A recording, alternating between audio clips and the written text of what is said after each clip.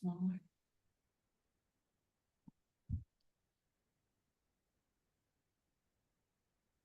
Just give ourselves a moment to let people start joining in.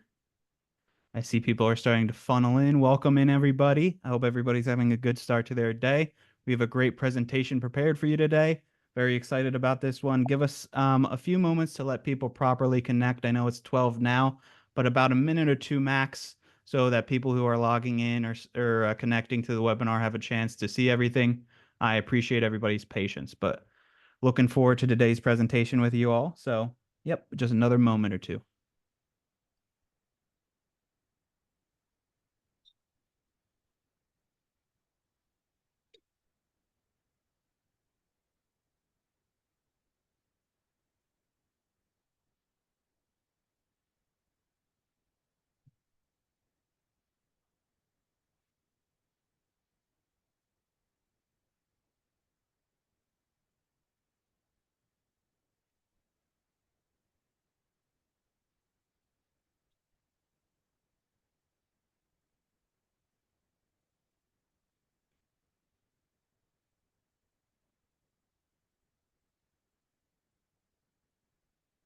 All right, it looks like it's slowing down, so I'll give about a few more seconds and then we'll kick things off.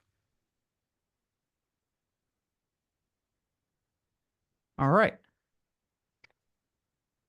Hello, everyone. My name is William Mucker. I am a client executive with Camaplan and would like to thank you all for joining us for today's webinar, Public-Private Partnerships with Texas Public Universities, How Investors Win Big with Charles Williams and J.C. Shelley of Pioneer Realty Capital. As a quick note, please be aware that we will be answering questions at the end of the presentation. However, feel free to use the chat and/or Q&A function on your screen to pose your questions whenever they cross your mind. They will be saved and addressed once the presentation portion ends and the Q&A portion begins. Before we get started, we do have a brief disclosure to go through. Everything presented in today's webinar is strictly for educational purposes. Camaplan is a neutral third-party administrator of IRAs. We are not attorneys, CPAs, or financial advisors. If it comes to a time where you need advice in any one of those fields, we highly recommend you consult with your team of professionals. We are more than happy to be a part of the dialogue with your team of professionals to make sure the investment process is quick and seamless. We do not sell any investments at Camaplan, nor do we endorse any products. We will never call you about the next best investment opportunity. We believe that you should always do your own due diligence before investing your money, whether it be your retirement funds or otherwise. Once you have found the investment that is right for you, we will help you open your account, fund that account, and facilitate the transaction into that investment.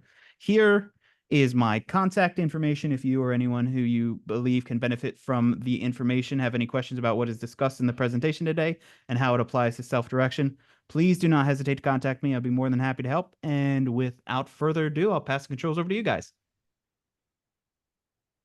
Hello, Will, thank you very much for that great introduction. Please allow me and my colleague to introduce ourselves. I will share my screen if I have share control. Do I have share control? Yes, sir. Okay, let's see here. I must be missing it. There we go. Okay, sorry about that. And, all good. There's a presentation up here. Perfect. Looks okay, good. So my name is Charles Williams. I'm with Pioneer Realty Capital. We also have a private fund called PRC Equity Fund 1. And that fund is designed to help address a serious problem that our college students are having these days, and that is a problem with finding affordable, safe student housing. As I mentioned, my name is Charles Williams. I am the president and CEO of PRC Equity Fund and Pioneer Realty Capital. We have with us also Mr. J.C. Shelley, who's our vice president of investor relations. So there is a problem that public universities are facing, specifically in the state of Texas. What's unique about the state of Texas is one of those places where businesses are coming to operate their business. People are moving here from the East Coast and the West Coast, and the population is booming. In fact, it is estimated that the population in Texas will grow to more than 36 million by 2035. Our current population is roughly around 29 million. And we have this what's called the triangle here in Texas, which includes Dallas, Fort Worth, Houston, Austin, San Antonio, and we have a lot of major companies that are moving here. Well, in order to fill the jobs associated with those companies, our public educational system have to educate those high school students coming out of high school, preparing them to go into college. And so as a result, we're seeing massive growth among college students here in the state of Texas at public universities. And that is fueling the demand for off and on-campus housing. Right now, occupancy rates are higher than we've ever seen. The market is very, very competitive. The prices for rent is extremely high. There are long wait lists for students to acquire, a place to live. And in fact, some students have had to postpone their post-secondary education because they simply could not find housing. And so this puts a lot of pressure on the local rental markets. And as we mentioned, that it creates challenges for those students and their families who are seeking to start their college career or even finish their college career. So what's the solution? Well, the university is in the business of educating students. Public universities rely on tuition from the students, but mainly it relies on funding from the state of Texas, at least here in the state of Texas. And so in order for them, the university, to develop student housing themselves, they have to go to the Texas legislature and ask for certain appropriations to be made. And while some of the universities have been successful in doing that, it is a lengthy process. And oftentimes, once you go through that process, it lags behind the demand for student housing. So they're always playing catch up. So as a result, private developers have worked with the universities to come up with a solution to resolve this issue. And that solution is what's called a public-private partnership. And in that public-private partnership, the developer does all the pre-development work, designs the buildings in collaboration with the university, making sure it fits their needs. The developer is responsible for bringing all of the capital required to produce these beds or the student housing on behalf of the university. And the university simply signs a long-term lease, a 30-year lease, directly leasing those units from the developer. And so that reduces the risk to the developer. Now, of course, we have in our experience, we're under a master lease agreement with one of our properties. It's really nice. They pay us 6 months in advance. Every 6 months, the rent is guaranteed by Texas A&M University. And so that's how that master lease works. Now, how does the university benefit from that master lease arrangement? Well, it reduces their upfront capital. It reduces it to zero, to be honest. The rental rates for that their students pay for monthly rent is below market rates. And the way that's achieved is as a developer, what we do is we simply amortize the cost over 30 years. We add 10% to that, and then we break that down on a square foot basis, and whatever the square footage of that space that the tenant is renting, that's what they pay for rent. So as a result, since we're only amortizing cost, then we're able to achieve below market rents to those students, which makes it very affordable for the students to live in this brand new student housing. Another benefit to the university, it allows them to focus on their mission, and that is to educate students. It mitigates risk. If any have been involved with any type of real estate development, There's a fair amount of risk associated with real estate development. You could have a COVID where you have supply chain issues, or you have labor cost increases. Well, the university is shielded from that risk in this public-private partnership arrangement. They have an opportunity to work with experienced developers. As I recall, that the university is in the business of educating students, not in the business of real estate development. So they're able to lean on the expertise of the real estate developer to provide a product that's going to serve their students. And then, of course, it creates an enhanced student experience where students want to come back. It's a great learning environment. And of course, you can absolutely learn when you get a good night's rest at a place that's comfortable and safe. So public-private partnerships aren't new. They've been around for a long time. And the reason why public-private partnerships work is the private sector more often than not can move at a pace much swifter and much more efficiently than bureaucratic governments. And so when it comes to real estate development, that is a slow process if you're doing it through the bureaucracy of a state government or a state agency. So to be able to have the private sector produce what they need, and then in turn, the university simply signs a long-term lease guaranteeing payments for 30 years, it makes the process a lot smoother for the university. And we are able to develop the student housing that's required and needed for that university to function. So, some of the numbers here in the state of Texas, we have high occupancy rates over 95%.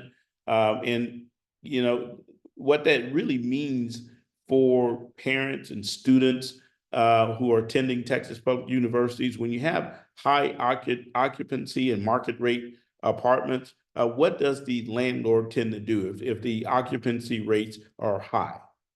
They raise the rents. And so it becomes less affordable for those students and for those parents to reside at these facilities. It's estimated that 30% of public universities do not have enough dormitories to take care of the demand of students. Enrollment in Texas is expected to grow from an estimated 1.4 million or 5 million to almost 1.6 million by the end of 2030. That's a 5.21 increase. So that means there are a lot of beds that are going to have to be developed in order to satisfy the demand here in the state of Texas. So the demand for new facilities is expected to grow by more than 60,000 beds. That's a lot. We as a company are very active developing for the Texas A&M University system. We have 1,000 beds that we in our backlog to develop by 2026. You can only imagine how does one develop 60,000 beds by 2030. So that tells you there's extremely high demand for this public-private partnership arrangement. So our past success, just how we picked out one of our projects to highlight. This is we purchased 30 acres in near Prairie View A&M University. We have 120 units there now. It's under a master lease arrangement. We were able to go in and resolve a crisis for Prairie View A&M University because they simply didn't have any beds.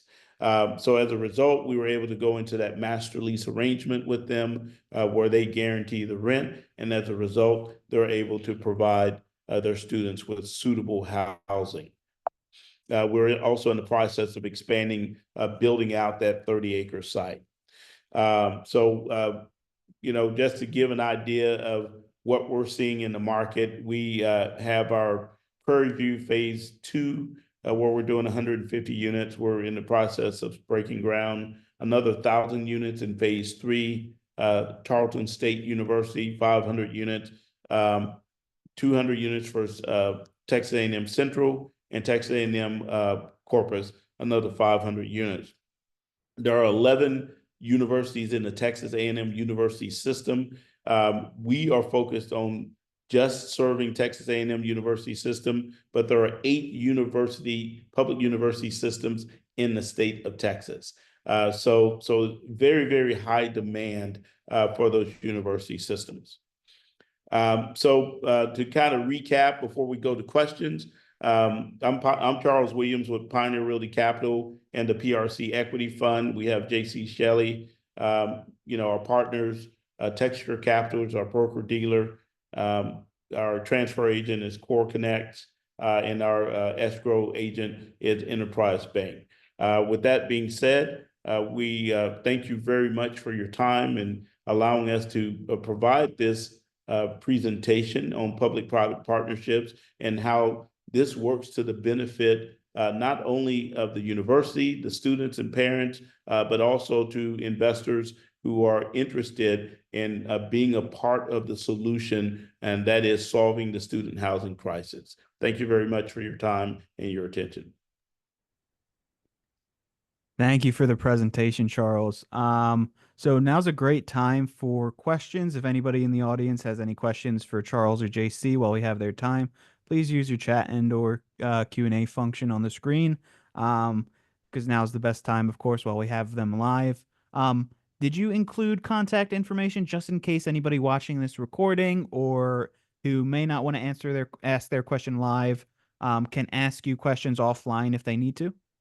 Yes, you can go to our website at prcequityfund.com, and there you will find our contact information, or you can reach out to JC. You want to give them your email and your phone number?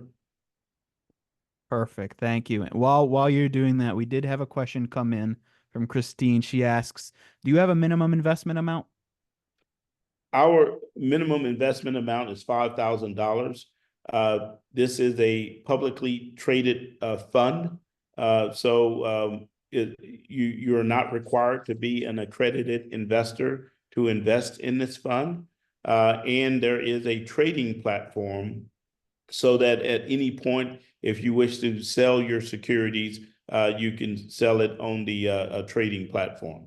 But it's a $5,000 minimum. It pays a dividend of 10% a year, which is paid monthly, and there's a 70% profit split to the investors.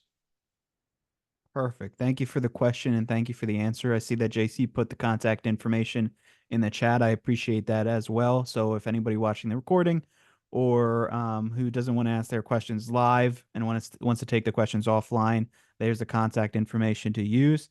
And did you say, I know you said they had a goal to meet, what was it, 60,000 beds by 2030. How long is the fund? What is the duration of the fund? So this is an evergreen fund, and so it basically self-funds itself. So we're taking it's a initial public offering, so we have a year to raise $75 million, but the fund feeds itself.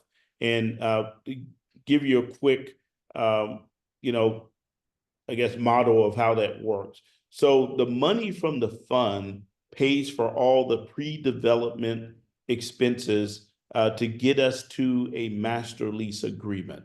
So take, for instance, our Tarleton State University project. We're going to do 500 beds or 500 units there. It's actually about 800 beds. So we are investing from the fund about $3 or $4 million into that project. Now, once the university executes the 30-year master lease agreement, we're able to take that master lease to the municipal bond market and we monetize the value of that lease.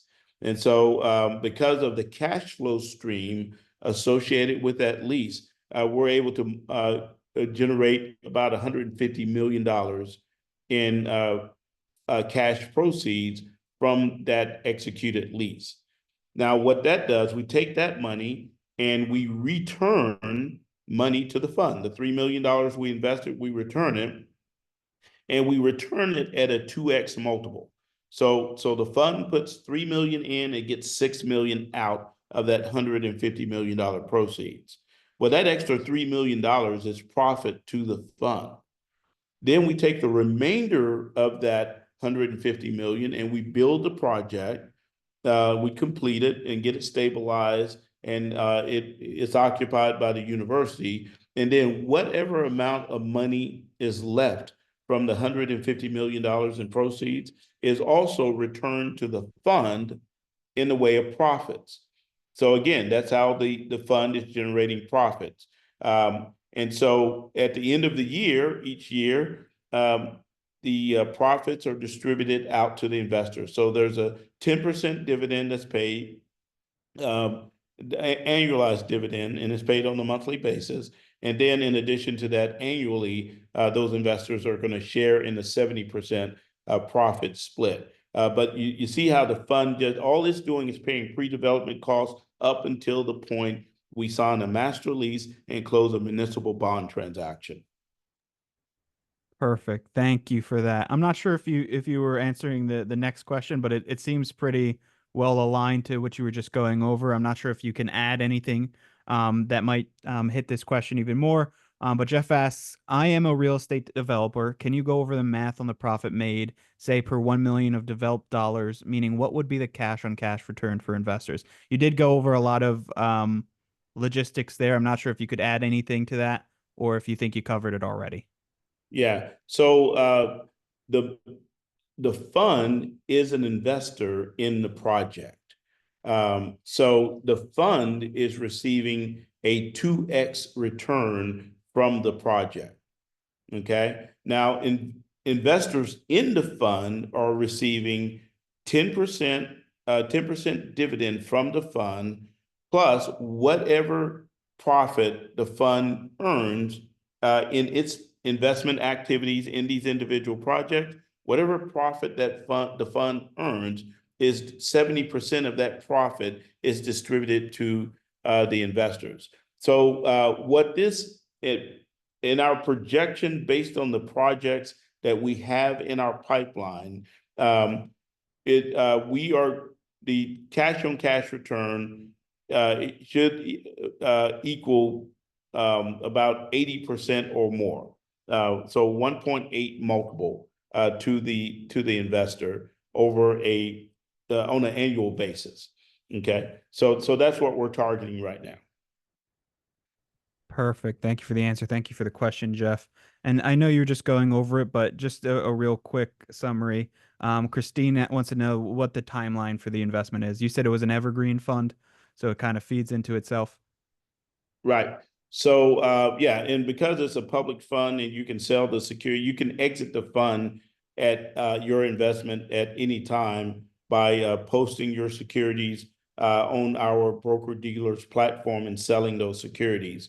But as long once you have made the investment, then you're going to receive a 10% dividend, annual dividend that's paid monthly, and then 70% of the profits from the fund.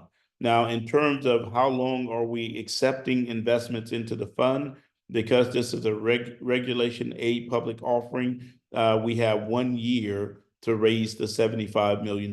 So we have 15,000 or 75,000 individual securities to sell. Once those are sold, they're gone. They're only available on the secondary market.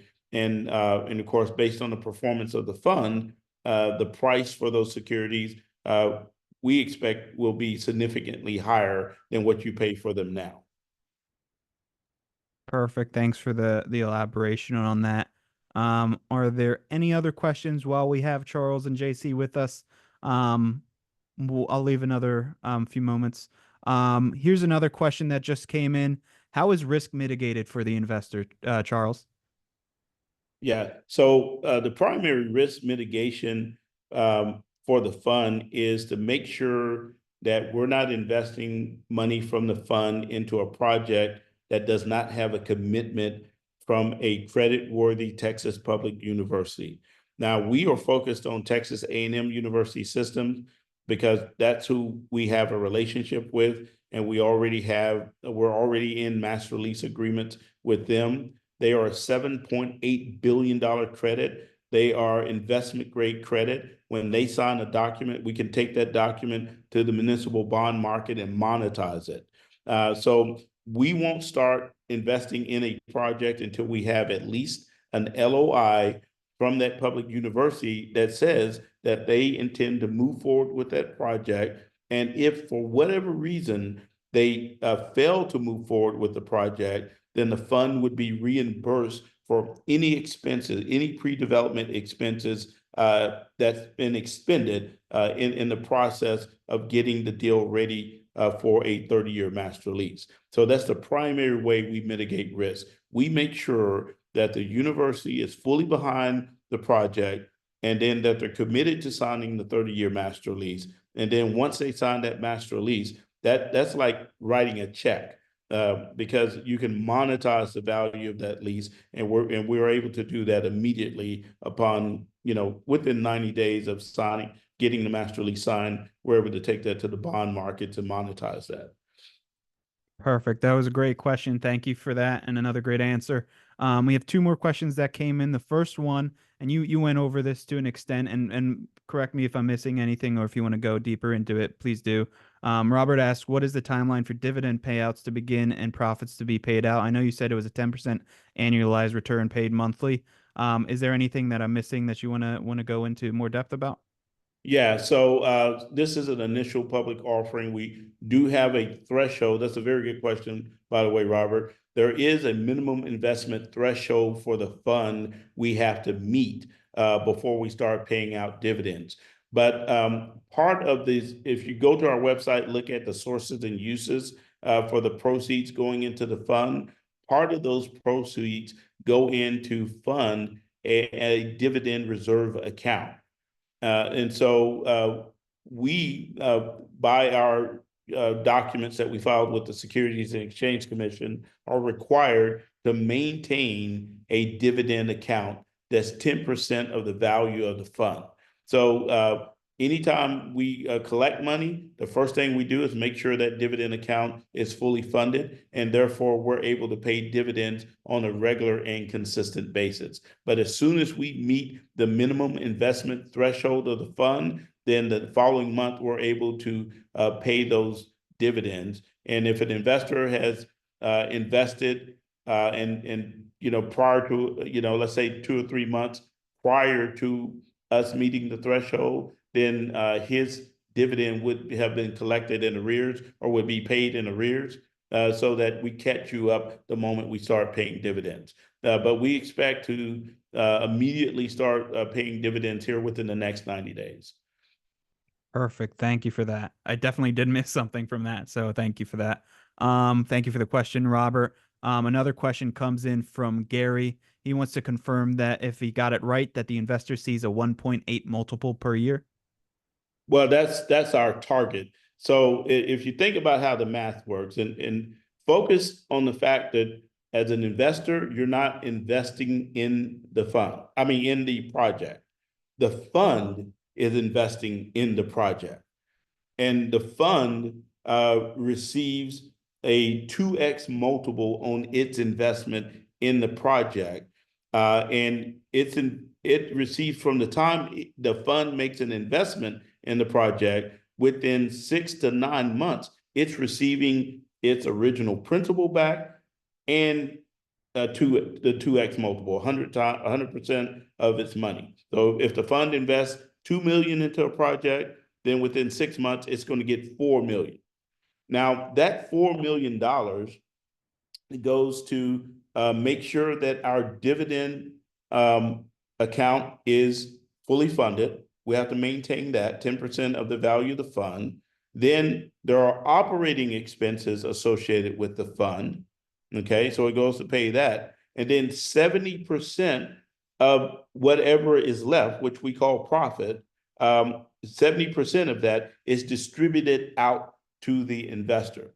So if you think about how the fund really creates value, it creates value by creating this portfolio of student housing assets. And so that's one way, because it's collecting rent. So that's one way it collects value. The second way is by doing transactions. The more transactions the fund is able to get involved in, the more of that 2x multiple is coming back to the fund. And so as it creates these 2x multiples on these transactions, that creates the profit that's distributed to you at the end of the year. Great. Thank you so much. Great question, Gary. It looks like that's all the questions for now, unless anybody has any more interest in getting some questions answered. I'll give a few moments for that.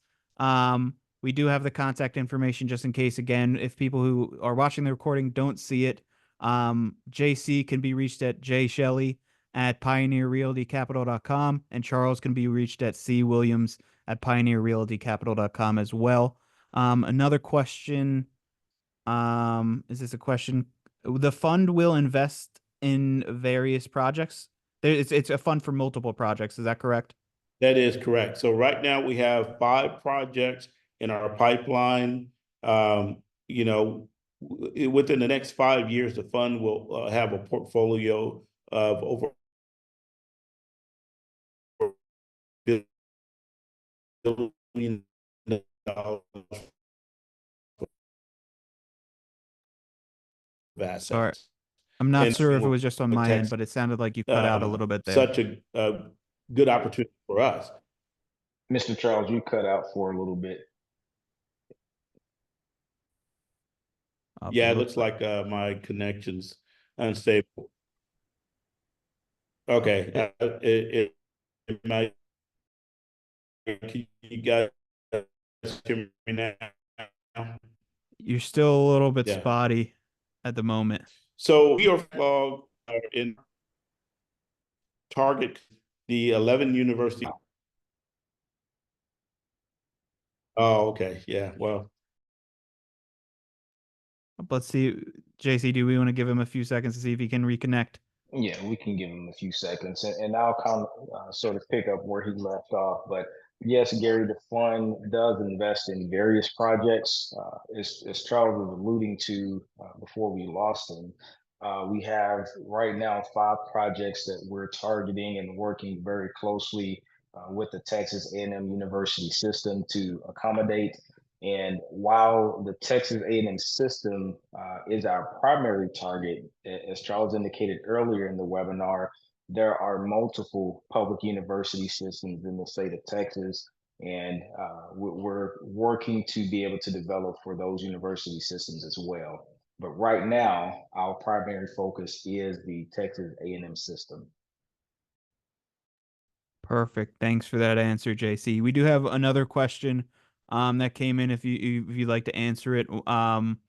Anonymous attendee asks if how are the taxes reported? Well, a lot of times we get this question for investors that are looking to be able to participate in the depreciation of the asset. And what you have to remember is that you're investing in the fund in membership units. So there is no direct ownership in the asset. So investors do not participate in depreciation of the asset in this type of investment opportunity. Thank you for clarifying that. We have another question from Christine. She asked, is this going to be the only raise, or will there be initial or multiple raises after this initial raise? Our goal is to have multiple raises. So again, this is a Reg A fund. The max that we can raise is 75 million. But as Charles indicated, investors also have the ability to sell and purchase those securities over a secondary exchange market. So our goal is, as the fund increases in profit, essentially it creates more value. So those securities become more valuable. So while you may today have a buy-in for 5,000, let's say a couple to a few years down the line, the value of that security has increased to 10,000.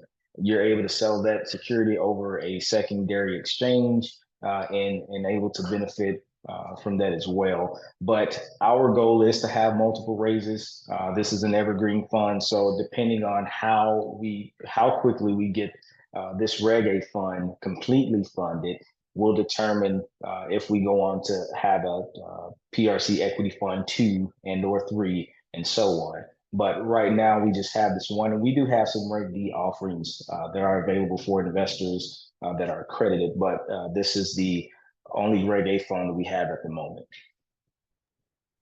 Thank you for the answer, JC. We do have another question coming in. The public trading platform, is that a regular brokerage firm? Excuse me. I'm sorry, I'm texting Charles at the same time. It looks like they lost the internet there, so I'm sending over the dial-in for him. But we're working with Texture Capital.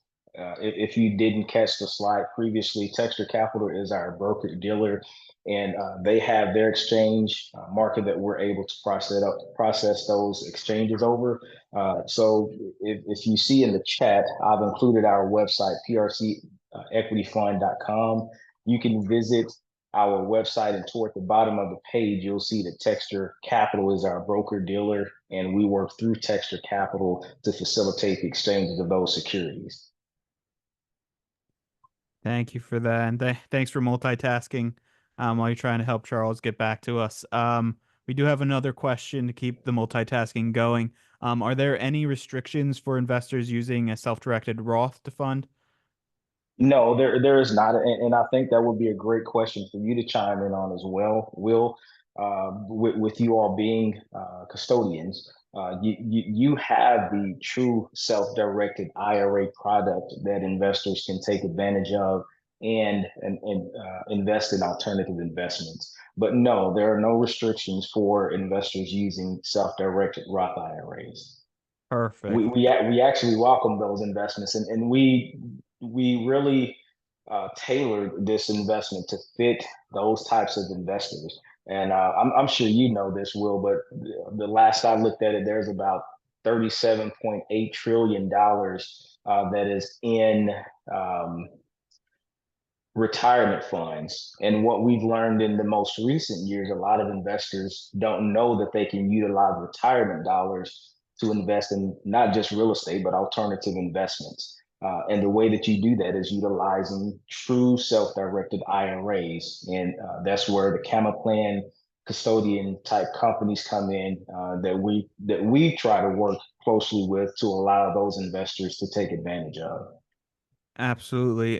Thanks for that information. A lot of people don't know that, and the average investor has about 7 times the amount of funds in their retirement portfolio than they do in their discretionary funds to make these alternative investments. But like you said, they don't know about the option to invest into these alternative investments with their retirement funds. And the biggest bridge to that gap is the education portion, which we try to do here every day.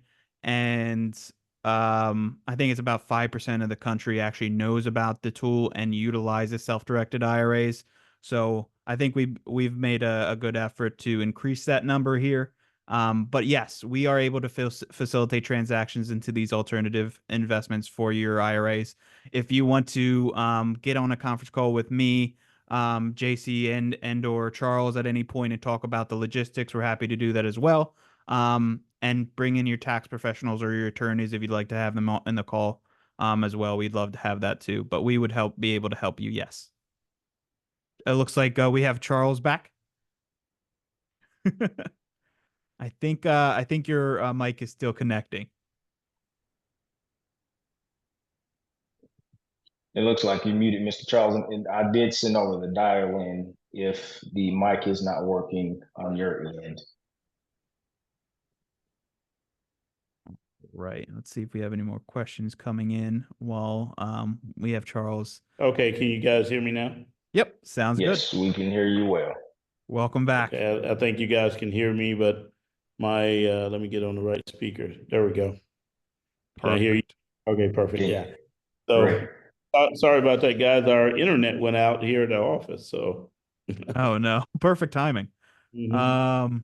All right. I think we have all the questions answered at the moment, unless we have any last minute questions. If you'd like to have any, closing statements at the moment? Any ways you want people to reach out to you? Next steps for people that might want more information after this, or people who are watching the recording? Now would be a good time to give people a chance to put in their last minute questions too. Okay, perfect. So again, I want to thank everyone for taking time out of your day to learn about this. I think is an incredible investment opportunity. The information, a lot of it we've shared with you is publicly available with regards to the student housing crisis that's occurring here in Texas, and with the growth here in Texas. The state of Texas publishes a survey which shows the amount of growth here in the state and the demand for student housing. So we do have a copy of that report, and we're very happy to share that report with anyone who's interested. Again, this is a Regulation A public offering, which allows non-accredited investors to invest in this opportunity. And that's why we set our investment minimum at $5,000, because we want to give everyday people to make the same kinds of investments that institutional funds make in deals like this. That 70-30 profit split structure is a typical structure for an institutional fund. So you may feel that that's generous, but that's the way millionaires invest all the time. Well, we're bringing that same structure and concept to the everyday investor. And of course, with folks like Camel Plan, you're able to take money from your self-directed IRA and take the tax deferment benefits from that and make investments like an institutional investor. And one point that I was going to make earlier is the specific reason that we are working with Texas A&M University System is that most of their universities are in tertiary markets. They're in small markets. And so the major real estate development companies that do student housing don't like going to universities where the student population is less than 10,000.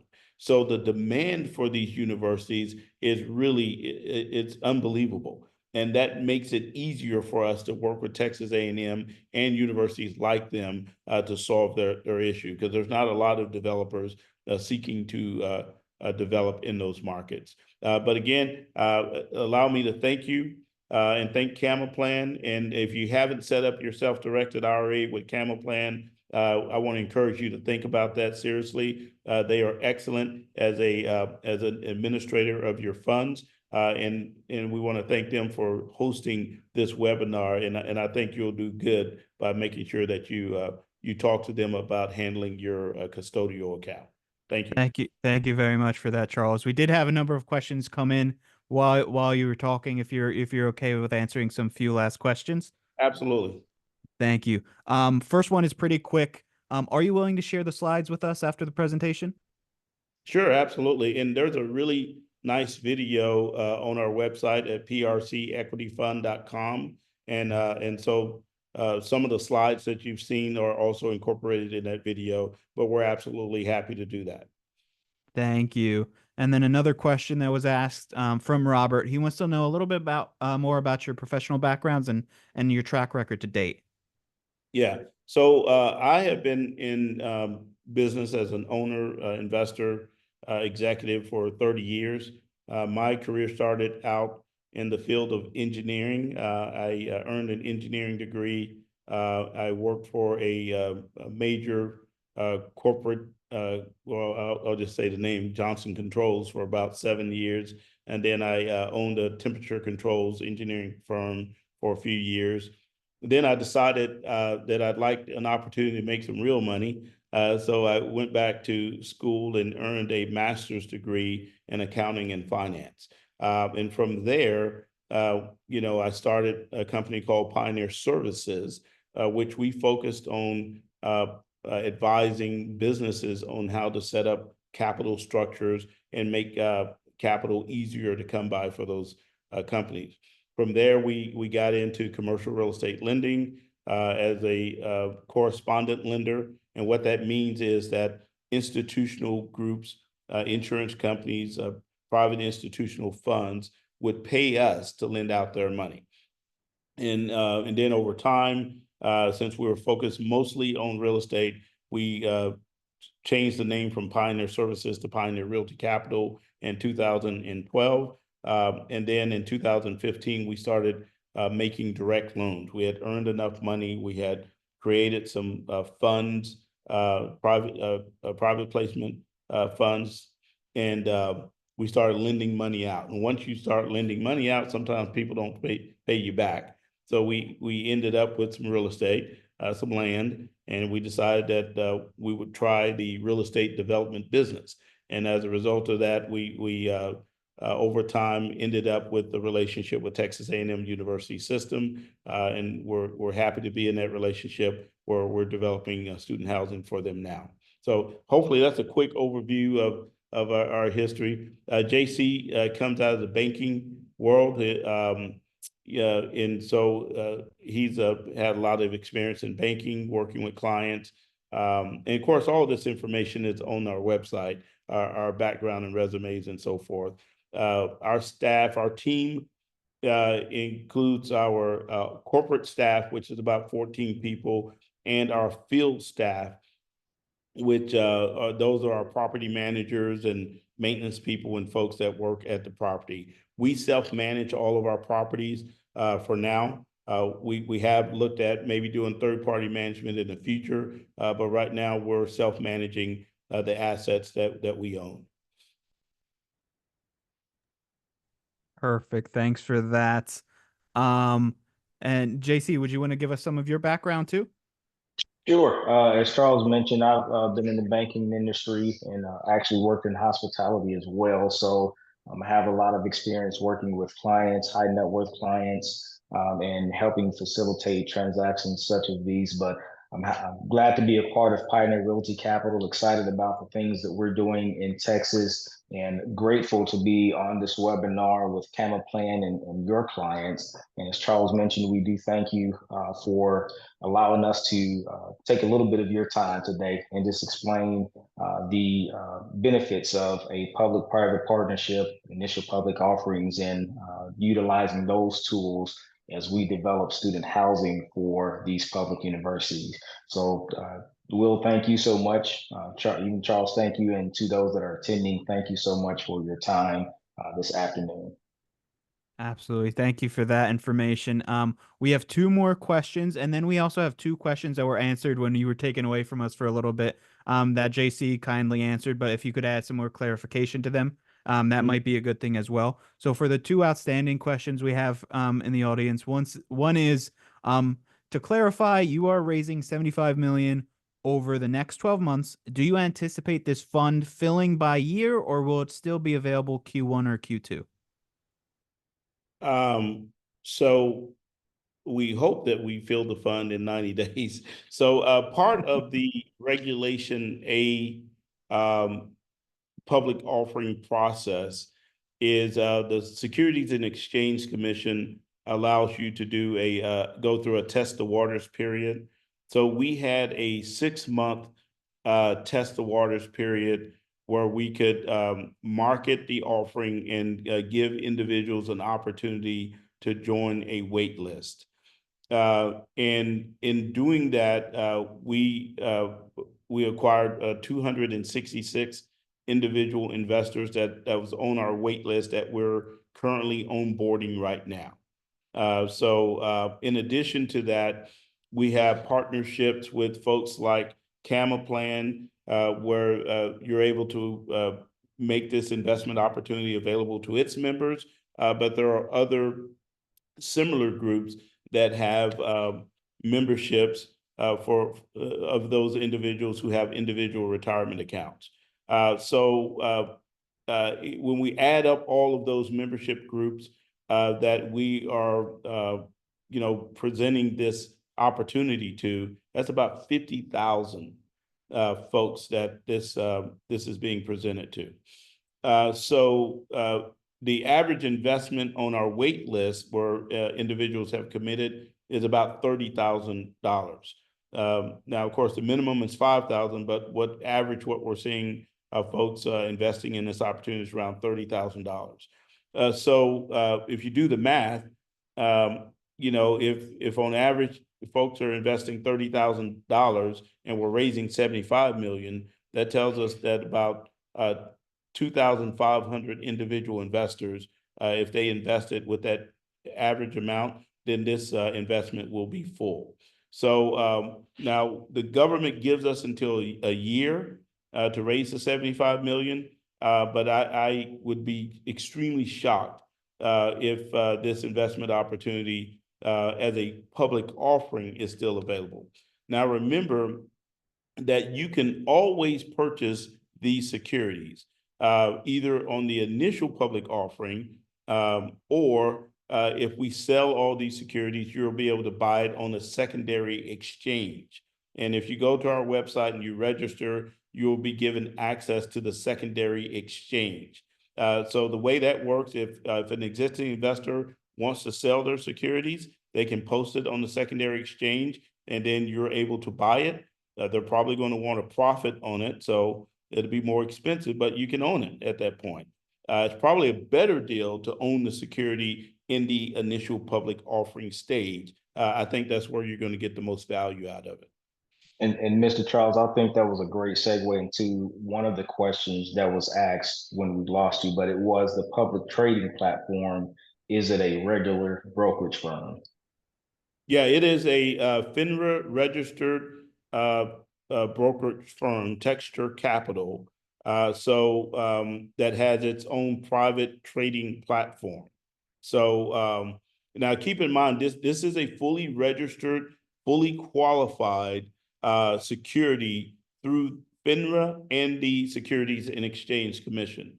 So it's different than a Reg D. There's a higher hurdle to qualify for a Regulation A public offering. And so we've been qualified to issue these securities by the Securities and Exchange Commission. Perfect. Thanks for that. And that actually fits in well because the one question we have outstanding does play in very well to the other question that was asked when we were having those connection issues. The question outstanding is, will unrelated business income tax be a part of this investment? And that plays into that question that was asked, how are taxes reported? If you could maybe touch on those both, that would be great. Yeah, so as if you were investing in Walmart or Starbucks or any of those where you're investing in a security, then you can expect the same type of or a similar type of tax treatment. Keep in mind that your investment is not an investment in the project. Your investment is in the fund, and the fund will own some of these projects. Some of these we'll invest in the project, and then once it's stabilized, we'll sell, which creates a profit for you. But whatever tax treatment in general that you can expect from a similar type arrangement, that's what you would expect. Now, so you need to talk with your tax advisor, but be sure and give them that information. You're investing in a private equity fund, and that fund makes investments in other commercial real estate projects. And you're receiving a dividend from the fund, and you're receiving a profit split from the fund. So if you explain that to your tax advisor, they'll certainly be able to direct you. Thank you so much for that answer. And we always recommend to speak with a tax professional when these tax questions come in, because so much of it is related to your personal financial background, and talk to somebody you trust and you've worked with before when you're going over these tax considerations. Because myself and none of us at Camaplan are tax professionals. I think that's all of the questions, and it's kind of a perfect timing. We're just about at that 1 o'clock end time Eastern here. I really appreciate all of the great information JC and Charles have provided us. I appreciate all the great questions that were asked by everybody who attended for this hour-long presentation. And JC and Charles, thank you so much. If you have any closing remarks, I'd appreciate that. And thank you for coming on and speaking with us today.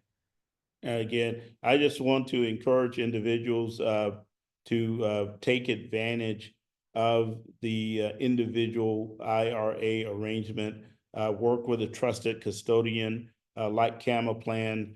It's an opportunity to grow your wealth tax deferred.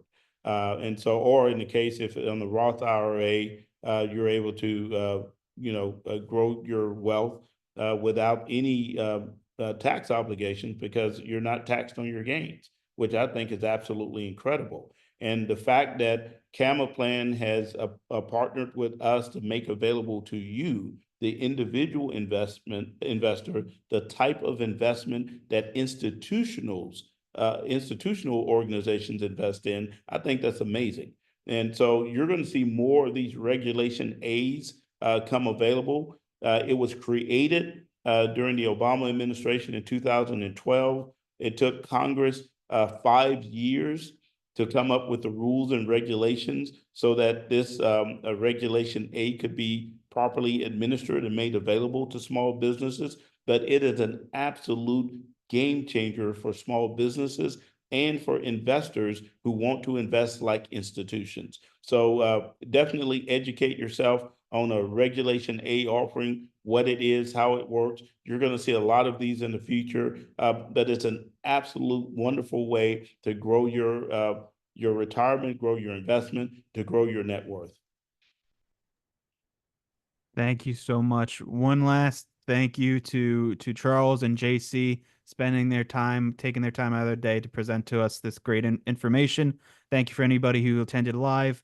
Thank you for anybody who's watching this recording after the fact. Please reach out to Charles and JC with any questions if you're watching this recording later.